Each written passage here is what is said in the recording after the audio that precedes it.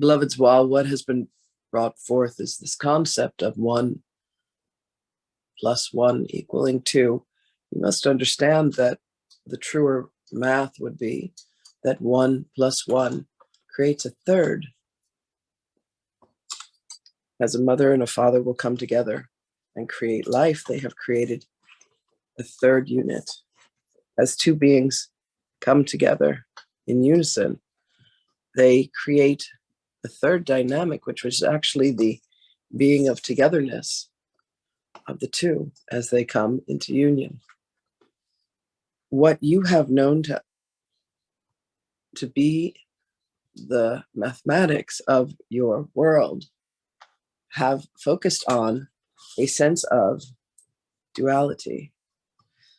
But when you want to come into yet a truer and richer and deeper understanding of the universe, you must understand that 1 plus 1 equals 3. You must understand that there are universes where 1 plus 1 equals 4, and yet others where 1 plus 1 equals 5. And then 1 plus 1 equals 6. And as you shift through the dimensions, you will understand more and more of this. But while you have yourself focused on this, the third dimension of reality, beloveds, allow yourself to think upon this, to breathe into this, to understand and appreciate what it is that is being spoken. If you can grapple with the concept of 1 plus 1 equals 2, then allow yourself to expand, to do the inquiry of what does it mean for 1 plus 1 to equal 3? What does it mean for yet a third to be brought in, to be included in this dynamic? How will this now shift my perception of what existence is? Because if you become fixated on 1, and then you become fixated on 2, what happens when you move to 3? What happens when you move to 4? What happens when you move to 13? What happens when you move to 70?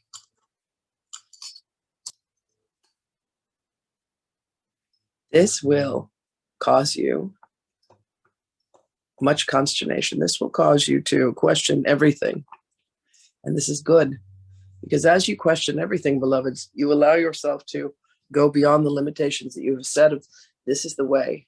This is the only way that it will be. There are many who speak of me, and they speak of me and they say, he is the only begotten Son of God. This is just not true. We are all begotten of the Father. We are all begotten of the Mother.